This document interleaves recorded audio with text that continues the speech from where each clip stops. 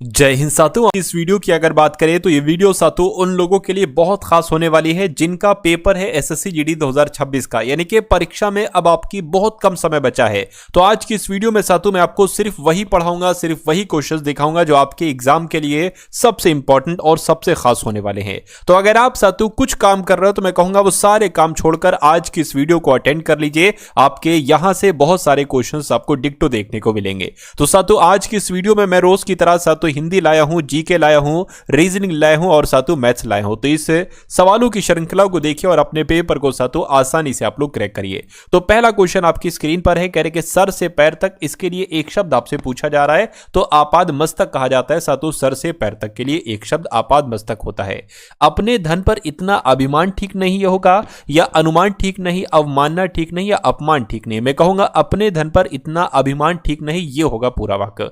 उसके बाद देखिए अनिश्चित शब्द का आपसे समानार्थी पूछा जा रहा है, क्या हो सकता है? तो अनिश्चित को अहितकर कह सकते हैं, अनिश कह सकते हैं, नहीं संदिग्ध कहा जा सकता है। तो आंसर आपको ऑप्शन नंबर सी होगा। उसके बाद देखिए मुंह पकड़ना, इस मुहावरे का अर्थ क्या हो सकता है बताइए? लज्जित होना, अपहरण करना, नहीं साथियों बोलने ना देना। बोलने ना देने को कहते भाई तुमने तो मुंह पकड़ लिया। आंसर आपका सी होगा। निम्नलिखित में से मुहावरा और उसका अर्थ सुमेलित नहीं है, तो कौन सा साथियों आपको सुमेलित नहीं है ऐसा लग रहा है मुझे बताइए। चलिए, तो 3-13 होना इसका मतलब क्या होता है? तय करना होता है। नहीं साथियों 3-13 का मतलब होता है इधर उधर हो जाना, यानी कि तितर बितर हो जाना। तो कुल मिला के तो गलत हो जाएगा। 12 होना, अत्यधिक लाभ होना, बिल्कुल सही। नानी मरना, होश ना रहना, बिल्कुल सही। 3-5 करना, हुज्जत करना, बिल्कुल सही। यानी कि इसमें से कौन सा सुमेलित नहीं? ऑप्शन नंबर ए वाला सुमेलित नहीं है। उसके बाद देखिए अगला क्वेश्चन है, अनिर्वचनीय शब्द की जो सही वर्तनी है वो आपको बताना है। तो अगर चारों ऑप्शंस को हम एक नजर में देखें तो मैं कहूंगा जो ऑप्शन नंबर ए में अनिर्वचनीय शब्द की लिखी हुई है ये इसकी वर्तनी बिल्कुल सही हो जाएगी। कहने कि व्याकरण जानने वाले के लिए एक शब्द क्या हो सकता है? तो उसको चक्रपाणी थोड़ी ना कहते हैं साथ, उसको व्याकरण कहा जाता है। व्याकरण जानने वाले को क्या कहा जाता है? व्याकरण कहते हैं। और चक्रपाणी उसे कहते हैं जिसके हाथ में चक्र होता है साथ, तो उसको कहा जाता है चक्रपाणी। और वीणा पाणी की अगर बात करें, वीणा है जिसके हाथ में उदेता, वो सातु वीणा पाणी से संबंधित हो जाएगा। उसके बाद देखिए अगला क्वेश्चन आपकी स्क्रीन पर है, विलोम युग्म कौन सा सुमेलित नहीं है, ये आपसे पूछा जा रहा है बताइए। देखिए अगर हम यहां पर बात करते हैं सातु गरल का विलोम क्या विरल होता है? मैं कहूंगा नहीं। गरल का विलोम सातु क्या हो जाएगा? मैं कह सकता हूं अमृत हो जाएगा, है ना, अमृत हो जाएगा। अच्छा, कृपण का विलोम दाता होता है, कोप का विलोम कृपा होता है, और गंभीर का विलोम अगंभीर हो सकता है, हो जाएगा। लेकिन कौन सा युग में सुमेलित नहीं है? ऑप्शन नंबर ए वाला युग में सुमेलित नहीं है। अगला देखिए, रोग अज्ञात होने पर उसका उपाय किया जाता है, उसका उपचार किया जाता है, अंत किया जाता है और उसका समाधान किया जाता है। तो यहां पर जो शब्द आना चाहिए वो उपचार आना चाहिए, यानी कि रोग अज्ञात होने पर उसका उपचार किया जाता है, यह सही वाक्य आपका होगा। कहने कि विषय को जानने की बेचैनी, इसके लिए एक शब्द क्या हो सकता है? तो इसको सातो उत्सुक होना मैं कह सकता हूं। विषय को जानने की बेचैनी के लिए एक शब्द क्या होगा? उत्सुक होना इसको कहा जाएगा। सही वर्तनी वाले शब्द का साथु चयन करिए। तो सही वर्तनी वाले शब्द की अगर हम बात करें तो व्यावसायिक कैसे लिखा जाएगा? ऐसे ऐसे ऐसे या इस तरह, जैसे आपका ऑप्शन नंबर ए में लिखा हुआ है सातु व्यावसायिक, ठीक इस प्रकार से व्यावसायिक लिखा जाता है। उसके बाद देखिए अगला क्वेश्चन आपकी स्क्रीन पर है, आपसे कहा जा रहा है कि दक्षिण का कोणार्क मंदिर मुगल कला का अद्भुत नमूना है, या एक तरीके से बात करें वास्तुकला का, पाश्चात्य कला की, हस्तकला का? तो यह वास्तुकला का एक अद्भुत नमूना है। क्या? दक्षिण का कोणार्क मंदिर। राइट आंसर आपको ऑप्शन नंबर बी होगा।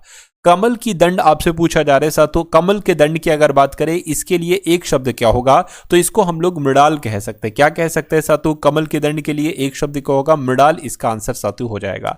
उसके बाद देखिए शून्य की अगर बात करें, समानार्थी शब्द क्या हो सकता है? तो शूर कहेंगे, या पराक्रमी कहेंगे, या खाली कहेंगे, या वीर कहते नहीं साथियों, खाली है यानी कि शून्य है। तो कुल मिला के इसका जो समानार्थी शब्द होगा वो ऑप्शन नंबर सी वाला होगा। सही वर्तनी वाला शब्द आपसे यहां पर पूछा जा रहा है, कौन सा शब्द यहां पर सही लिखा हुआ? हर्षित कैसे लिखा जाता है? तो मैं कहूंगा जैसे आपका ऑप्शन नंबर बी में हर्षित लिखा हुआ है, ठीक इस तरह से हर्षित लिखा जाता है। उसके बाद देखिए अच्छा बुरा सबको एक से समझना, यह अर्थ किस मुहावरे से प्रकट होता है? सबको एक डंडे से हाकना, सब नौबत होना, या सब जुबाग दिखाना, या सब धन 22 पसेरी होना? तो मैं कह सकता हूं सातों सब धन 22 पसेरी होना, इसको कहा जा सकता है कि अच्छा बुरा को एक समान समझना। ये आपके सवाल का बिल्कुल सही और सटीक जवाब हो जाएगा। उसके बाद देखिए अगला क्वेश्चन है, विपत्ति में साहस से काम लेना चाहिए, ये होगा। ये विपत्ति में बल से काम लेना, ये वीरता से काम लेना, ये शौर्य से काम लेना। तो मैं कह सकता हूं विपत्ति में साहस से काम लेना चाहिए, ये होता है। उसके बाद देखिए जिसके समान दूसरा नहीं है, शब्द के स्थान पर एक शब्द आपसे पूछा जा रहा है। यानी कि यहां पर अगर बात करें साथियों, देखिए जिसके समान दूसरा नहीं हो उसके लिए एक शब्द जो होगा वो अद्वितीय होगा। क्या होगा साथियों? अद्वितीय होगा। अद्वितीय आपके इस क्वेश्चन का जवाब होगा। निम्नलिखित में से कौन सा विलोम युग्म सही नहीं है, ये आपसे यहां पर पूछा जा रहा है। तो कौन सा विलोम युग्म सही नहीं है ये आपको कुल मिला के बताने। देखिए अंत की अगर बात करें, अंत का विलोम क्या होता है साथियों? आदि होता है। अग्ग का विलोम क्या हो जाएगा साथियों? विज्ञ हो जाएगा। छत का विलोम विच्छत नहीं होता है, बल्कि छत का विलोम अक्षत होता है ना। तो कुल मिला के ये गलत हो जाएगा और यही आपका जवाब हो जाएगा। बाकी अथ का विलोम क्या होता है? इति होता है। देखिए जितनी चीजें मैं आपको करवा रहा हूं, अगर उतनी चीजें आप लोग कर लेते हैं और जीके जीएस जो रीजनिंग के क्वेश्चंस मैं आपको बताऊं, जो मैथ के क्वेश्चंस आपको बताऊं, अगर आप अच्छे तरीके से तैयार कर लेते हैं तो मेरा मानना है कि पेपर आपका बहुत आराम से साथियों क्रैक हो जाएगा। क्योंकि वही चीजें मैं आपको करा रहा हूं जो मोस्टली एग्जाम में पूछी जाती हैं और पूरी संभावना है कि यही क्वेश्चंस आपके एग्जाम में आएंगे। तो आप इन वीडियो को, चूंकि मैं बहुत मेहनत के साथ साथियों तैयार करता हूं, पूरे कंटेंट को तैयार करने में समय लगता है, तो आप अगर पेपर को क्रैक करना चाहते हो और आप अगर वाकई में सीरियस हैं तो साथियों जितने भी क्वेश्चंस मैं तैयार करके लाऊं वो सारी चीजें आपको देखना है, चाहे वो हिंदी हो, जीके हो, चाहे वो रीजनिंग हो या साथियों मैथ्स हो। आपका पेपर का साथियों क्रैक हो जाएगा, इतना मैंने आपको बता दिया। राहुल ने अपने प्रिय मित्र को कहानी की पुस्तक दी। अब इसमें आपको ये बताना है कि दिक्कत आपको कहां पर लग रही है। देखिए प्रिय मित्र को कहानी की पुस्तक दी, ये होना चाहिए, किसी बदलाव की आवश्यकता नहीं है, तो गलत लग रहा है। प्रिय मित्र को कहानी का पुस्तक दी, ये भी गलत, मैं कहूंगा यही सही हो जाएगा। राहुल ने अपने प्रिय मित्र को कहानी की पुस्तक दी, ये होना चाहिए और यही आपका जवाब हो जाएगा। उसके बाद देखिए अगला क्वेश्चन आपकी स्क्रीन पर है और अब आपके 20 सवाल हो चुके हैं हिंदी के। 20 सवाल अब हम लोग देख लेंगे टॉप लेवल के जीके के, जो कि आपके एग्जाम में आपसे पूछे जाएंगे। समझदारी इसी में होगी साथियों कि परीक्षा से पहले सीरियस हो जाइए और उन सारे कंटेंट को, उन सारे क्लासेस को देख लीजिए जहां से आपके पेपर में क्वेश्चंस छपेंगे। चलिए तो कहा जा रहा है अंतरराष्ट्रीय पुनर्निर्माण एवं विकास बैंक को सामान्यतः इसके किस रूप में जाना जाता है? यानी कि इसको पता साथियों क्या कहा जाता है? इसको विश्व बैंक कहा जाता है, इसको वर्ल्ड बैंक कहा जाता है, ये आपको ध्यान रखना है। वर्ल्ड बैंक का मुख्यालय अमेरिका की राजधानी वॉशिंगटन डीसी में स्थित है। उसके बाद देखिए अगला क्वेश्चन है रामखेलिया। ये बहुत सवाल पूछा जाता है लोकनृत्य वाला। जो रामखेलिया लोकनृत्य है ये कहां किया जाता है? तो ये कहां का है साथियों? ये बिहार का है। आप लोग याद रखेंगे बिहार का ये लोकनृत्य है रामखेलिया जिसका नाम है। तमिलनाडु का सबसे लोकप्रिय लोकनृत्य आपसे पूछा जा रहा है। तो अगर बात करते हैं कारगम लोकनृत्य कहां का है साथियों, तो ये तमिलनाडु का है। तमिलनाडु आपका जवाब हो जाएगा, है ना। उसके बाद देखिए अगला क्वेश्चन कह रहे हैं बाड़ो छम का लोकनृत्य। बाड़ो छम की अगर बात करें तो ये कहां का लोकनृत्य है? ये साथियों अरुणाचल प्रदेश का लोकनृत्य है। सही जवाब आपका डी होगा। उसके बाद देखिए इनमें से किस संगीत वाद्य यंत्र में कीबोर्ड होता है? तो इनमें से किस संगीत वाद्य यंत्र में कीबोर्ड होता है? मैं कहूंगा हारमोनियम की अगर बात करें तो इसमें साथियों कीबोर्ड होता है। उसके बाद देखिए निम्नलिखित में से कौन सा युग्म सही सुमेलित नहीं है? कलाकार और साथियों वाद्य यंत्र यहां पर आपके सामने लिखे हुए हैं। देखिए अगर यहां पर हम लोग बात करें तबला वादक हैं ये किशन महाराज जी, सरोद वादक हैं अमजद अली खान, ये सही है, और सितार वादक हैं पंडित रविशंकर। क्या शिव कुमार शर्मा की अगर बात करें, शिव कुमार शर्मा ये संतूर वादक हैं, ये पखावज वादक नहीं है। तो कौन सा सुमेलित नहीं होगा? ऑप्शन नंबर ए वाला सुमेलित नहीं होगा, यही आपका जवाब हो जाएगा। दुल्हनों द्वारा पहनी जाने वाली पोटलोई पोशाक किस राज्य से संबंधित है? तो ये साथियों मणिपुर से संबंधित है। कहां से? मणिपुर से संबंधित है, ये आपको ध्यान रखना है। प्रसिद्ध बांग्ला उपन्यास पाथिर पांचाली के लेखक कौन है? तो पाथिर पांचाली की अगर बात करें इसके लेखक कौन है? विभूति भूषण बंदोपाध्याय इनका नाम है और ये एक उपन्यास पाथिर पांचाली के लेखक हैं। उसके बाद देखिए भारतीय समाजवाद का मिश्रण यानी कि किसका साथियों मिश्रण है, ये आपको यहां पर बताना है। तो आपको ध्यान रखना है साथियों, यहां पर आपका जवाब जो होगा वो मार्क्सवाद और गांधीवाद हो जाएगा। यानी कि मार्क्सवाद और गांधीवाद का ये मिश्रण है भारतीय समाजवाद। उसके बाद देखिए कह रहे हैं कि मिट्टी को, यानी कि कौन सी मिट्टी को रेगुर भी कहा जाता है? तो कौन सी मिट्टी को रेगुर मिट्टी कहा जाता है? मैं कहूंगा साथियों जो काली मिट्टी होती है ना, इसको रेगुर मिट्टी कहा जाता है। आंसर आपका ऑप्शन नंबर बी होगा। प्रयागराज में त्रिवेणी संगम किसका संगम माना जाता है? तो किसका संगम माना जाता है? मैं कहूंगा साथियों 3 नदियों का संगम माना जाता है। वो 3 नदियां कौन सी हैं? गंगा, यमुना, सरस्वती का संगम है। साथियों ये प्रयागराज में, ये बात आपको यहाँ पर ध्यान रखना है, जिसको त्रिवेणी संगम कहा जाता है। उसके बाद देखिए भारत की संप्रभुता, एकता और अखंडता को बनाए रखना, उसकी रक्षा करना, ये क्या है? क्या ये एक मौलिक अधिकार है? क्या ये विधिक अधिकार है? सेना का कर्तव्य है? ये एक मौलिक कर्तव्य है? तो आपको ध्यान रखना है ये एक मौलिक कर्तव्य है। आंसर आपको ऑप्शन नंबर डी होगा।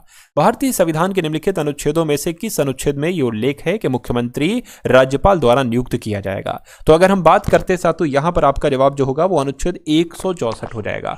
यानी कि अनुच्छेद 164 में यह बात उल्लिखित है कि मुख्यमंत्री राज्यपाल द्वारा नियुक्त किया जाएगा। उसके बाद देखिए हम वहां हैं जिसे हमारे विचारों ने बनाया है, इसलिए आप जो सोचते हैं उस पर ध्यान दें। शब्द गौण है, विचार रहते हैं, वे दूर तक जाते हैं, ऐसा किसने कहा था? तो ऐसा किसने कहा था? महात्मा गांधी जी ने, मदर टेरेसा ने, स्वामी विवेकानंद जी के साथ ये कथन है। ये क्वेश्चन वाकई में इंपॉर्टेंट है, आपको याद रखना है, परीक्षा में आपसे पूछा जाएगा। उसके बाद देखिए 1929 में दिल्ली की केंद्रीय विधानसभा में किन दो स्वतंत्रता सेनानियों ने स्मोक बम फेंके थे? तो बता साथियों किसने किसने फेंके थे? भगत सिंह और बटुकेश्वर दत्त साहब ने फेंके थे। और ये कहां पर इनके नाम है? ऑप्शन नंबर सी में इनके नाम है। राइट आंसर आपका ऑप्शन नंबर सी हो जाएगा। उसके बाद देखिए हाल ही में किस बैंक ने स्टार धन वृद्धि समाधि सावधि जमा योजना शुरू की है? तो आपको याद रखना है साथियों, ये बैंक ऑफ इंडिया ने साथियों ये जमा योजना शुरू की है। इसका पूरा नाम है स्टार धन वृद्धि सावधि जमा योजना। यह बैंक ऑफ इंडिया के द्वारा साथियों शुरू की गई है। किसने 9 हवाई अड्डों पर डिजी यात्रा सुविधा का उद्घाटन किया है? तो पता साथियों किसने किया है? जयशंकर ने, अश्विनी वैष्णव ने, राम मोहन नायडू ने। मैं कहूंगा राम मोहन नायडू ने ही 9 हवाई अड्डों पर डिजी यात्रा सुविधा का उद्घाटन किया है। यानी कि 54वीं जीएसटी परिषद की बैठक में कैंसर की दवाओं पर जीएसटी 12% से घटकर कितने प्रतिशत हो गई है? यह आपको बताना है। 12% से घटकर साथियों 5% हो गई है। सही जवाब आपका ऑप्शन नंबर बी होगा। 45वां फिडे शतरंज ओलंपियाड ये कहां पर शुरू हुआ है? क्या ये फ्रांस में शुरू हुआ है? नहीं, हंगरी में शुरू हुआ है। बिल्कुल साथियों 45वां फिडे शतरंज ओलंपियाड ये हंगरी में शुरू हुआ है। आंसर आपका बी होगा। विश्व का दूसरा सबसे बड़ा 5G स्मार्टफोन बाजार बना है। तो किसकी बात चल रही है? आपको ध्यान रखना है साथियों, चीन की, भारत की या अमेरिका की? किसकी बात चल रही है बताइए? तो अपने देश भारत की बात चल रही है। यानी कि विश्व का दूसरा सबसे बड़ा 5G स्मार्टफोन बाजार देश कौन बना है? अपना देश भारत बना है। तो साथियों हिंदी के भी क्वेश्चन हो चुके हैं, जीके जीएस करंट अफेयर के भी क्वेश्चंस हो चुके हैं और अब आपके सामने साथियों मोस्ट इंपॉर्टेंट रीजनिंग के क्वेश्चंस गुजरेंगे। अगर आप वाकई में साथियों एसएससी जीडी में 20 में से 20 सवाल करना सही चाहते हैं रीजनिंग के सेक्शन में, तो साथियों इन क्वेश्चंस को आप लोग जरूर देख लीजिएगा। चलिए तो पहला क्वेश्चन आपकी स्क्रीन पर है। कह रहे कि पृथ्वी, वन और वृक्ष इनके बीच जो संबंध होगा वो कौन से ऑप्शन में आपको नजर आ रहा है? देखिए वन भी पृथ्वी में होते हैं और वृक्ष भी साथियों पृथ्वी के ऊपर है, तो ये पृथ्वी बना लेते हैं, ये वन मान लीजिए होगा। और कुछ वन साथियों वृक्ष हो सकते हैं और कुछ वृक्ष वन हो सकते हैं। तो कुल मिला के ऐसा आरेख बनेगा। ऐसा आरेख सिर्फ और सिर्फ ऑप्शन नंबर बी में बना हुआ है। उसके बाद देखिए अगले नंबर का साथियों क्वेश्चन आपकी स्क्रीन पर है। आपसे कहा जा रहा है कि 11 को जैसे 121 लिखा गया वैसे ही 17 को क्या लिखा जा सकता है? देखिए अरे भाई 11 का स्क्वायर क्या होता है साथियों? 121 होता है। तो उसी प्रकार 17 का स्क्वायर क्या होता है साथियों? 289 होता है। तो 289 ऑप्शन में भी लिखा हुआ है, ऑप्शन नंबर बी वाले में लिखा हुआ है। उसके बाद देखिए अगला क्वेश्चन आपकी स्क्रीन पर है। आपको यहां पर देखना है और बताना है आपका जवाब यहां पर क्या हो सकता है। आपसे यहां पर कहा जा रहा है साथियों कि भाषा में यानी कि एक निश्चित कूट भाषा में SLAM को क्या लिखा जाता है? 5736339 लिखा जाता है।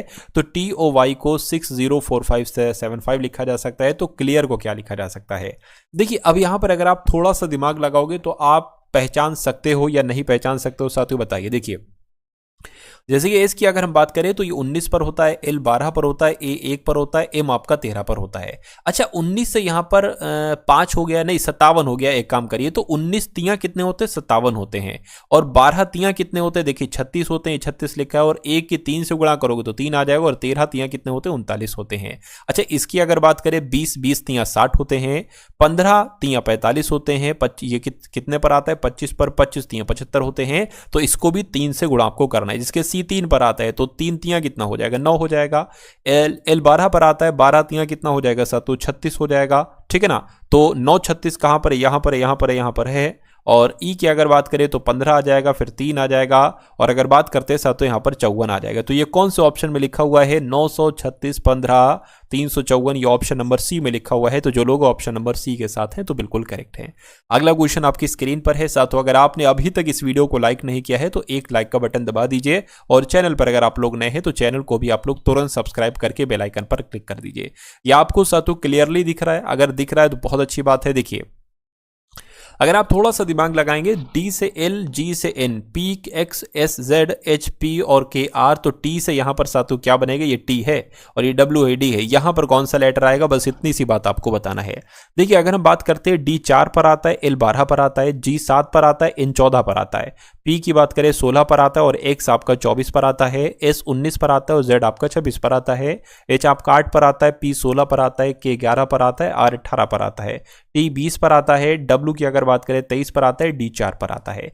देखिए, अगर यहां पर हम थोड़ा सा दिमाग लगाएं तो 4 से 12 हुआ, यानी कि 8 बड़ा है, ठीक है ना? 4 से 12 हुआ है साथियों, कितना बड़ा है? 8 बड़ा है, और यहां पर 7 बड़ा है। और यहां पर अगर बात करें, यहां पर भी 8 बड़ा, और यहां पर भी 7 बड़ा है, यहां पर भी 8 बड़ा है, और यहां पर भी तो 7 बड़ा है, तो यहां पर भी 8 बढ़ेगा तो 28 हो जाएगा।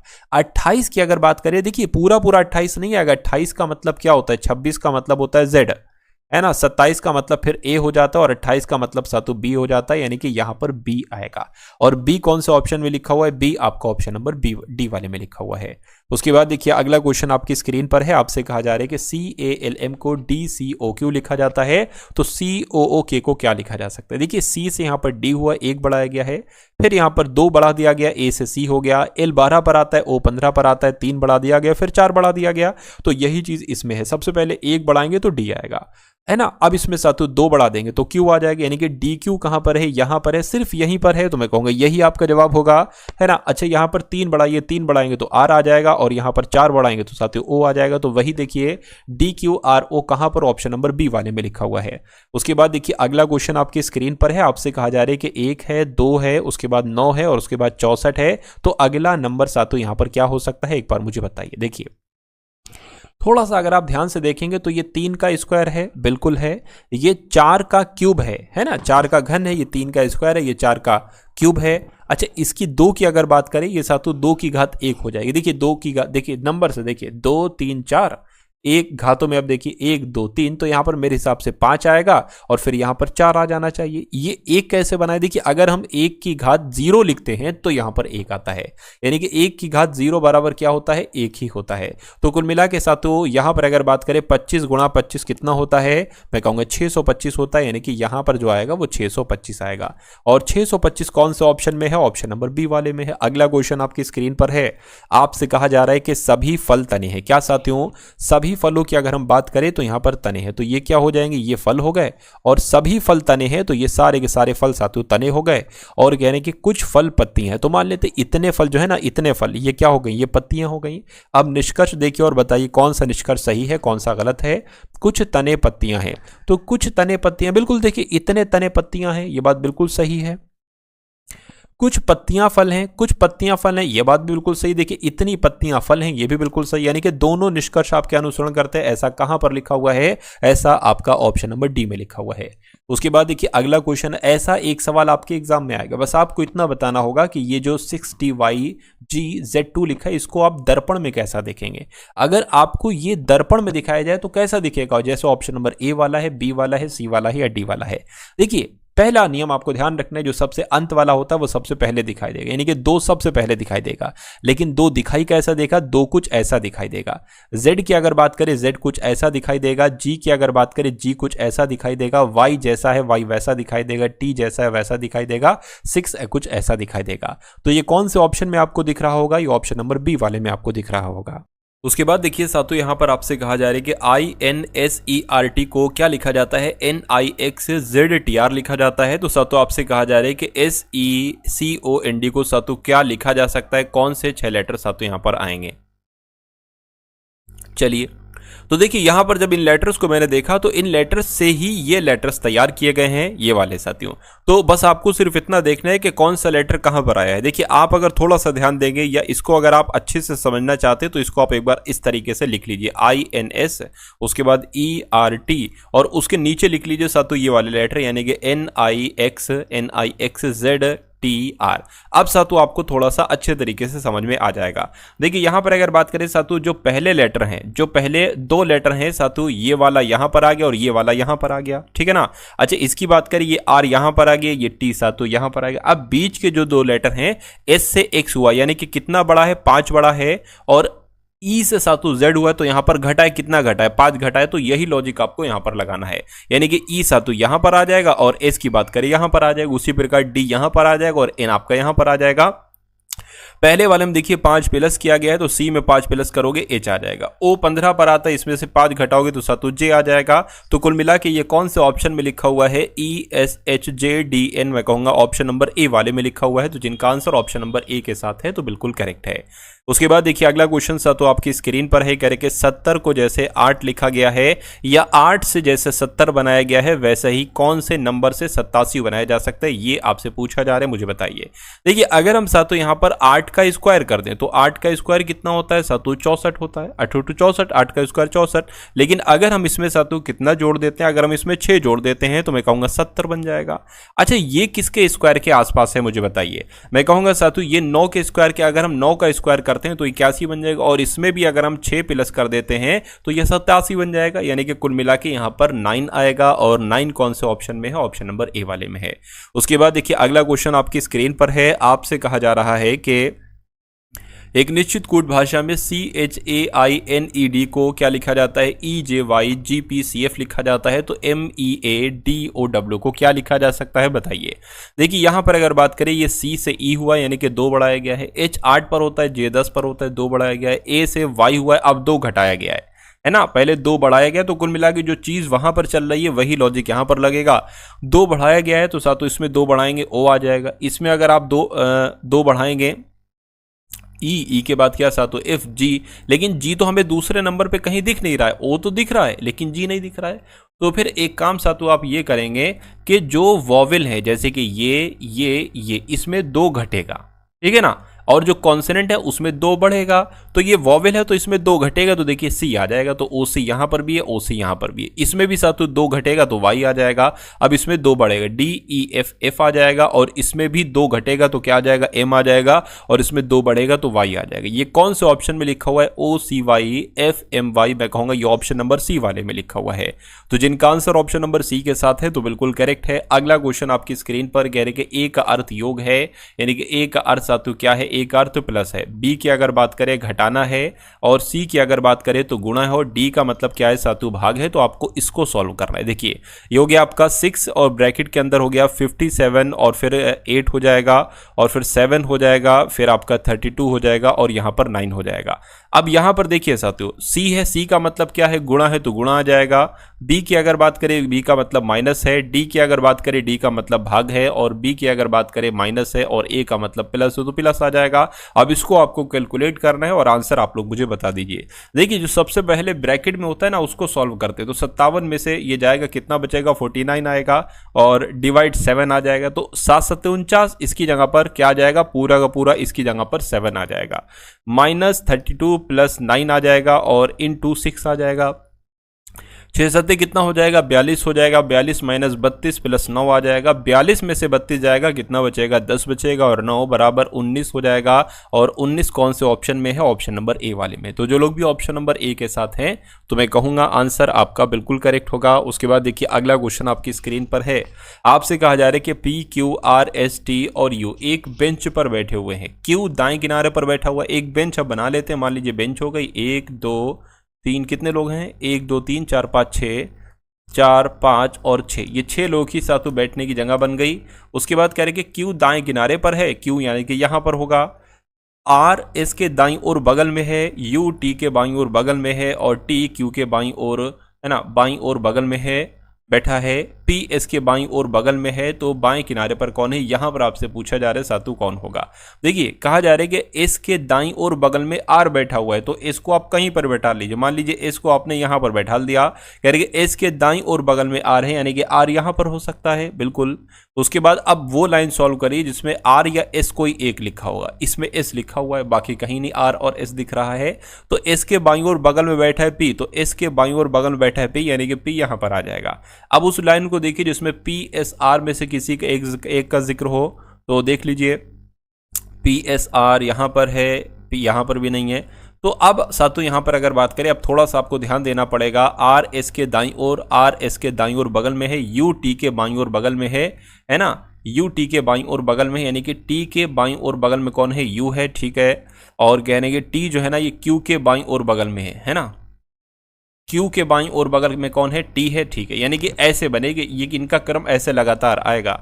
तो कह रहे कि पी एस के बाईं ओर बगल बैठे, बाएं किनारे पर कौन है, यहां पर आपको बताना है सातु कौन बैठा। अच्छा एक काम सातु आप ये करिए, मान लीजिए क्यू को हमने सातु यहां पर बैठा बना दिया है ना, क्यू को हमने यहां पर बैठा दिया, तो जाहिर सी बात है टी फिर यहां पर आएगा। तो एक काम करिए, यहां पर एक ऐड कर लीजिए और यहां से एक हटा दीजिए, फिर ये सातु आपका यू आ जाएगा। यानी कि 6 के 6 लोग बैठा दिया आपने, P S R U T Q. तो पूछा जा रहा था बाएं पर कौन है, बाएं पर पी है, तो पी कौन से ऑप्शन में है, पी आपका ऑप्शन नंबर डी वाले में है। उसके बाद देखिए अगला क्वेश्चन सातु आपकी स्क्रीन पर है। आपसे कहा जा रहा है कि उस पासे का चयन करिए जिसे निम्नांकित पत्रक शीट को रेखाओं पर मोड़कर प्राप्त किया जा सकता है। आपको ये दिख रहा है सातु क्लियरली, बड़ा कर दूं मैं, देखिए उस पासे को चयन करिए जिसमें निम्नांकित पत्र शीट को रेखाओं पर मोड़कर प्राप्त किया जा सके। यानी कि ये खुला पासा है, इसको जब बंद करोगे तो कैसा पासा बनेगा, क्या ये वाला पासा बन सकता है, बी वाला बन सकता है, सी वाला बन सकता है, डी वाला बन सकता है। पहले एक बार हम टेस्टिंग कर रहे हैं कि क्या ये वाला पासा बन सकता है या नहीं बन सकता है, शर्त क्या है बनने या ना बनने की। देखिए यहाँ पर एक लिखा हुआ है, अब एक यहाँ पर है, एक का विपरीत है सातों 6, तो यहाँ पर 6 नहीं दिखना चाहिए, एक का विपरीत ये है 2, 2 का विपरीत क्या हो जाएगा, 5 हो जाएगा। 2 का विपरीत 5 यहाँ पर नहीं दिखना चाहिए, नहीं दिख रहा है। 4 की अगर बात करें तो 4 का विपरीत क्या है, 3 नहीं दिख रहा है, यानी कि ये वाला पासा बन सकता है। तो मैं कहूँगा ए वाला पासा जो है वो बन सकता है। अब इसकी साथ टेस्टिंग आप कर लीजिए, ये 4 है, 4 का विपरीत क्या है, 3, लेकिन 4 का विपरीत हमें 3 दिख रहा है, तो ये वाला पासा नहीं बन सकता है। उसी प्रकार अगर बात करते हैं साथ, तो एक यहाँ पर एक का विपरीत क्या है, 6 नहीं दिख रहा है यहाँ पर, ठीक है। 3 की अगर बात करें, 3 का विपरीत क्या है, 4 है, नहीं दिख रहा है। 2 का विपरीत 5 है, नहीं दिख रहा है, यानी कि ये वाला पासा भी बन जाएगा। तो ए भी बन जाएगा और बी भी बन जाएगा, डी बनेगा नहीं, एक बार देखिए, सॉरी बी थोड़ी ना, सी, ए बना, सी बना, अब डी की देख रहे हैं। तो एक का विपरीत 6, देखिए एक का विपरीत 6 यहाँ पर दिख रहा है और यहाँ पर भी एक का विपरीत 6 दिख रहा है, तो ये नहीं बन सकता, यानी कि ए और सी वाला पासा बन सकता है, बाकी बी और डी वाले पासे नहीं बन सकते हैं। उसके बाद देखिए अगला क्वेश्चन आपकी स्क्रीन पर है। आपसे कहा जा रहा है कि 15 मापों के माध्य की गणना करने पर 50 सेंटीमीटर मान प्राप्त हुआ, लेकिन ये पाया गया कि एक माप को 61 सेंटीमीटर के बजाय 46 सेंटीमीटर दर्ज किया गया। सही माध्य बताइए या सही औसत बताइए, एक ही चीज़ है। देखिए सबसे पहले अगर बात करें 15 मापों के माध्य की गणना करने पर 50 सेंटीमीटर मान प्राप्त हुआ, तो साथियों 15 मापों की गणना करने पर है ना कितना मान प्राप्त हुआ, 50 प्राप्त हुआ। अगर मैं कहूं साथियों कि इन सब का 15 मापों का कुल योग कितना है, तो 15 की गुणा 50 से कर दीजिए, 15 पंजे 75, यानी कि 750 जो आएगा वो 15 मापों का योगफल आएगा। उसके बाद कह रहे हैं कि अच्छा अब इन 750 जो कि टोटल योग है, इसमें ये पाया गया कि एक माप को 61 सेंटीमीटर के बजाय 46 सेंटीमीटर दर्ज किया गया, यानी कि इसमें करना था 61, लेकिन गलती से क्या कर दिया, 46 कर दिया। तो पहले वो 46 इसमें से निकालो और उसके बाद 61 इसमें जोड़ दो, आपका सही योग निकल आएगा, ठीक है ना। और फिर आपसे सही माध्य पूछा जा रहा है, फिर जो टोटल निकले उसकी 15 से आपको भाग करना है ना। तो सबसे पहले 746 की अगर बात करें, इसमें से अगर जाएगा 7 तो कितना बच जाएगा, मैं कहूँगा 704 बच जाएगा, और 61 कितना हो जाएगा, 5 हो जाएगा, 6 हो जाएगा, यानी कि 765 हो जाएगा। तो अब ये सही योग आ गया है। और नंबर कितने थे साथियों, यानी कि कितनी मापें थी, 15 मापें थी, 15 से भाग दे दो, आपका सही माध्य पता चल जाएगा, क्योंकि इसमें एक्स्ट्रा जुड़ा हुआ था ना, इसलिए। चलिए 15 पंजे 75 हो जाएगा, 15 तियाँ 15 हो जाए, 15 तियाँ कितना हो जाएगा, सॉरी 15 एकम 15 हो जाएगा, तो 51 यहाँ पर आ जाएगा सही माध्य। उसके बाद देखिए अगला क्वेश्चन है, यदि संख्याएं 5, 7, 9, 12, 13 और एक संख्या जिसका नाम टी है और उसके बाद 20 है, कह रहे कि इनका औसत टी है, तो टी का मान आपको बताना है। है ना। टी का मतलब टी क्या बताना है आपको, वो संख्या बताना है जो यहाँ पर ये जो संख्या है ये आपको बताना है ना। देखिए सर, तो यहाँ पर अगर बात करें 5 + 7 + 9 + 12 और +13 और एक संख्या प्लस टी है और फिर 7 20 है, इनके औसत की अगर बात करें, कहा गया इनका औसत टी है, तो टी का मान बताएं, यानी कि ये संख्या आपसे पूछी जा रही है। देखिए यहाँ पर अगर बात करें कितनी संख्याएं हैं, 1 2 3 4 5 6 7 संख्याएं, तो 7 नीचे आ जाएगा। अब यहाँ पर अगर बात करें 7 से टी की गुणा हो जाएगी, ये योगफल होगा सातों इन टोटल संख्याओं का, तो 70 यहाँ पर आ जाएगा। इनको जोड़ लीजिए सातों, कितना आता है, 5 7 12 12 और 12 24 24 और 9 33 33 और 13 है ना, 33 और 13 और 20 कितना हो जाएगा, 66 हो जाएगा। तो ये 66 आ जाएगा और प्लस टी आ जाएगा, है ना। अब देखिए 7t में से ये t उधर है, इधर आएगा माइनस का हो जाएगा, बराबर 66 आ जाएगा। अब यहाँ पर बचेगा 60 और बराबर क्या है, 66 है। t बराबर क्या हो जाएगा, 66/6 है, तो यहाँ पर क्या आ जाएगा, 11 आ जाएगा, यानी कि ये संख्या होगी ये 11 होगी। तो कुल मिला के संख्या आपकी 11 होगी। ऐसा कहाँ पर है, ऐसा ऑप्शन नंबर ए वाले में लिखा हुआ है। उसके बाद देखिए अगले नंबर का सातों क्वेश्चन आपकी स्क्रीन पर है। आपसे कहा जा रहा है कि एक वस्तु 8800 रुपये में बेची गई, उसके क्रय मूल्य का है, क्या है, अच्छा, जो उसके क्रय मूल्य का 5/7, यहाँ पर 5/7 लिखा होना चाहिए। तो जो उसके क्रय मूल्य का 5/7, यानी कि क्रय मूल्य का अगर हम बात करें, जैसे कहा गया वैसे हम कर लेते। क्रय मूल्य का मतलब क्या होता है, गुणा, तो गुणा 5/7, यानी कि क्रय मूल्य का 5/7 है, क्या है, ये उसका विक्रय मूल्य है जो कि 8800 दे रखा है। अब हमें क्रय मूल्य बहुत आराम से सातों यहाँ से हम निकाल सकते हैं। कैसे, 7 की गुणा इससे कर दीजिए, यानी कि 8800 गुणा 7 हो जाएगा और ये फिर 5 की भाग हो जाएगी, नीचे आ जाएगा। 5 से कट करेंगे, 5 से कम 5, 5 7 35, 5 6 30 और 0, यानी कि अब इसकी गुणा 7 से कर दीजिए। 176 की गुणा 7 से कर दीजिए, 7 6 आपका 42 हो जाएगा, 7 7 49, 49 50 51 52 53 हो जाएगा, है ना, और 7 एकम 7 ये 12 आ जाएगा। यानी कि कुल मिला के अगर बात करें क्रय मूल्य कितना आया है साथियों, 12,320 आपका क्रय मूल्य आया है। अच्छा, क्रय मूल्य 12,320 है, यानी कि खरीदा आपने किसी वस्तु को 12,320 रुपए में है, लेकिन आपने उसको बेचा है 8800 का। तो कितने प्रतिशत का आपको लॉस हुआ है, 12,320 में से साथियों 8800 को आप लोग घटा दीजिए, तो कितना आ जाएगा साथियों। यहाँ पर अगर बात करें 13 में से 8 जाएगा तो कितना आ जाएगा, ये आपका 5 आ जाएगा। 11 में, अब ये 11 हो गया है क्योंकि एक इसको दिया, 11 में से 8 जाएगा, 3 बचेगा, यानी कि आपको जो लॉस हुआ है वो 3520 रुपए का लॉस हुआ है। बस इसको प्रतिशत में बदलना है, ये हानि है 3520 रुपए, इसको प्रतिशत में बदल लीजिए। नीचे आपका क्या आएगा, नीचे आपका साथियों क्रय मूल्य आएगा जो कि 12,320 है। इसको कैलकुलेट कर लीजिए, 0 से 0 कैंसिल हो जाएगा।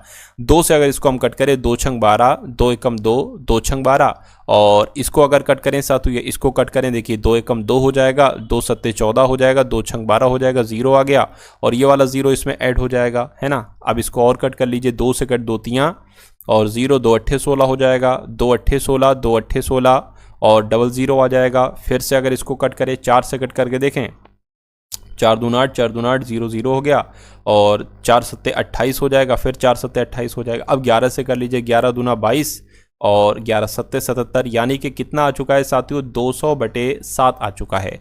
तो अब कैसे आप कर सकते हैं, देखिए 7 नीचे है, 7 दूना आपका 14 हो गया, कितना जाएगा, 6 जाएगा, यानी कि 60 हो जाएगा। 7 7 49, 7 अट्ठे आपका 56 हो जाएगा, कितना बचेगा, 4 बचेगा, यानी कि 28 सही 4/7% की हानि होगी। और 28 सही 4/7% कहाँ पर लिखा हुआ है, ऑप्शन नंबर सी में लिखा हुआ है। तो जिनका आंसर ऑप्शन नंबर सी के साथ है तो बिल्कुल करेक्ट होगा। उसके बाद देखिए अगला क्वेश्चन है, आपसे कहा जा रहा है कि 8 मीटर और 14 मीटर लंबी 2 रस्सियां हैं, 2 समान लंबाई के टुकड़ों में काटी जानी है, ठीक है। तो प्रत्येक टुकड़े में अधिकतम संभव लंबाई कितनी हो सकती। कभी भी अगर आपको 2 संख्याएं दी गई हैं और उनसे कहा जाए कि इनकी अधिकतम लंबाई वगैरह ये सब निकालिए, तो आपको ध्यान रखना है कि इनका जो निकालना है वो HCF निकालना है, मासा निकालना है। तो 8 और 14 का साथियों महत्तम समवर्तक निकाल लीजिए, 2 से कट करेंगे 4 आएगा, 7 आ जाएगा। तो बस साथियों अब अच्छा, HCF में क्या शर्त होती है कि अगर हम एक नंबर ले रहे हैं तो वो उस नंबर से दोनों संख्याएं कटना चाहिए। अब यहाँ पर हमें दो अलग अलग नंबर लेना पड़ेंगे, यहाँ से सातों हमें 4 लेना पड़ेगा इसको कट करने के लिए, और फिर इसको कट करने के लिए 7 लेना पड़ेगा। तो हम यहीं पर रुक जाएंगे और ये जो नंबर आएगा वो जो कि 2 है, HCF कितना निकला है सातों 2 है, तो मैं कह सकता हूँ 8 और 14 मीटर लंबी 2 रस्सियाँ 2 समान लंबाई के टुकड़ों में काटी जानी है। प्रत्येक टुकड़े की अधिकतम संभव लंबाई कितनी होगी, तो 2 मीटर होगी। तो 2 मीटर कहाँ पर है, ऑप्शन नंबर बी वाले में लिखा हुआ है। उसके बाद देखिए अगला क्वेश्चन सातों आपकी स्क्रीन पर, आपसे कह रहे हैं कि एक व्यक्ति एक निश्चित दूरी को 60 किलोमीटर प्रति घंटा की चाल से तय करता है और वापसी में उसकी चाल 40 किलोमीटर प्रति घंटा हो जाती है। यानी कि यहाँ से जाता तो 60 किलोमीटर प्रति घंटा की रफ्तार में है, लेकिन उधर से जो वापस आता है वो 40 किलोमीटर प्रति घंटा की रफ्तार से आता है। तो कहने कि उसकी औसत चाल कितनी है। औसत चाल का एक सूत्र मैंने आपको बताया था, औसत चाल बराबर क्या होता है 2xy, है ना, 2xy upon x plus y. अच्छा x क्या है, ये पहली चाल है, और y क्या है, दूसरी चाल है। तो इसको कैलकुलेट कर लीजिए और आंसर आप लोग निकाल दीजिए। 2 गुणा 60 गुणा 40 हो जाएगा, और बटे क्या 60 और ये 40 प्लस होगा तो 100 आ जाएगा। इस जीरो से ये कैंसिल हो जाएगा, 6 चौक 24 और 24 चौक 48 हो जाएगा। यानी कि उसकी औसत चाल जो आएगी वो 48 किलोमीटर प्रति घंटा आएगी। और ये कहाँ पर लिखा हुआ है, ये ऑप्शन नंबर ए वाले में लिखा हुआ है। उसके बाद देखिए अगला क्वेश्चन आपकी स्क्रीन पर है और ये इस वीडियो का अंतिम क्वेश्चन है साथियों।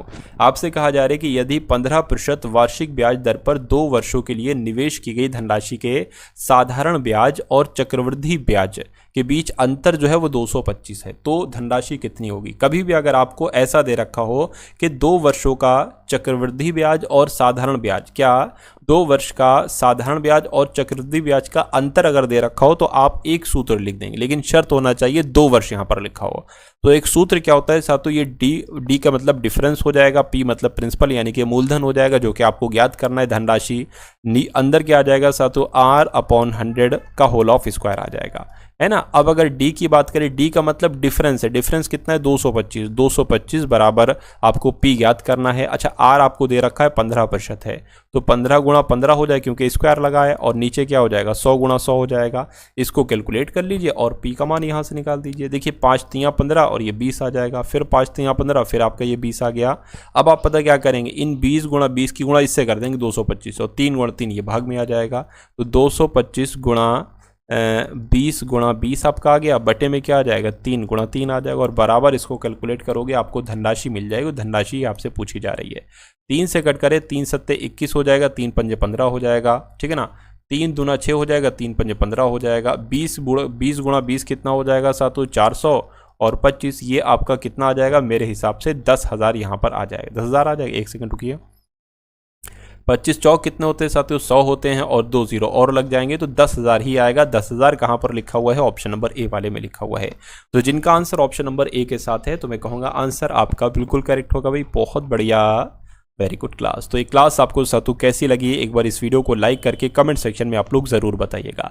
उसके अलावा एसएससी जीडी 2026 के लिए मैंने ऑल क्लासेस, जितनी भी क्लासेस अभी तक तैयार की हैं वो सारी क्लासेस आपको देखना चाहिए। अगर आप देख लेते हैं उन सारी क्लासेस को तो पेपर आपका बहुत आराम से निकल जाएगा।